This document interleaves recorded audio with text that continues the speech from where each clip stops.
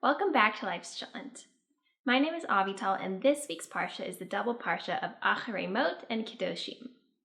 And Acharei-Kedoshim, really the emphasis, the focus is on relationships, because it starts with the Yom Kippur service that the Kohanim would perform to atone for the sins of the Jewish people once a year. And so that's about our relationship with God. And then it goes into the details of permitted and prohibited intimate relationships. And then all of Parshat Kedoshim is about, it's a slew of laws. We get the most, sort of the densest concentration of commandments in the Torah is in Parshat Kedoshim. And it's really all about our interaction between man and man. And so, again, the central theme, I think, of these Parshas is on relationships. But something that really stood out to me is that right after that Yom Kippur service in Parshat Acharei-Mot, we are given this verse. The Torah says, I am Hashem your God. Do not perform the practice of the land of Egypt in which you dwelled, and do not perform the practice of the land of Canaan to which I bring you, and do not follow their traditions, carry out my laws, and safeguard my decrees to follow them. So that's a very interesting way to start. And then it takes us right into Parshat Kedoshim, which again goes through this slew of really beautiful laws between man and man.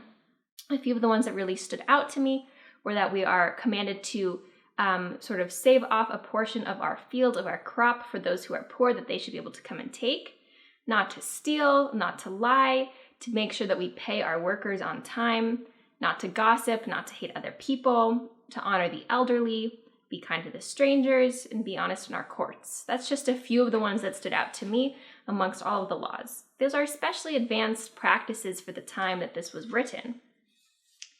And then the Parshat Kedoshim basically ends in the way that Acharei-Mot began. It says, do not follow the traditions of the nations that I expel from before you. I am Hashem your God who separated you from the peoples. And so that leads us to imply that the nations that had been surrounding the Jewish people, the ones who had been with them for hundreds of years and the ones that they would be with shortly, were doing all of these things. They were stealing, they were lying, they weren't paying on time, they were gossiping, they weren't being generous to the poor.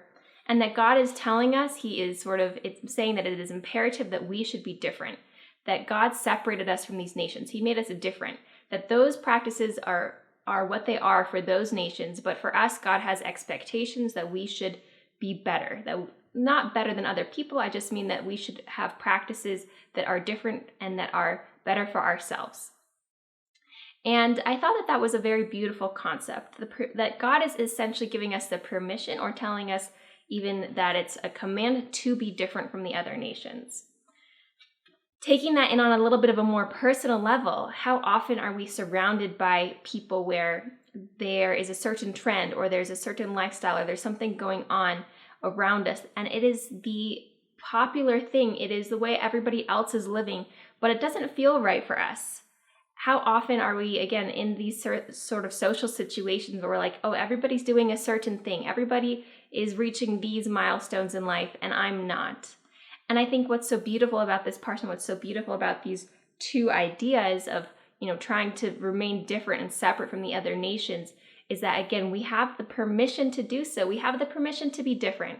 We have the permission to go on our own path. We have the permission to do what is best for us, even when it is not popular. It really reminded me, one of my very first Parsha videos was talking about Abraham, and talking about how he had to go against the current of everybody and everyone who was around him.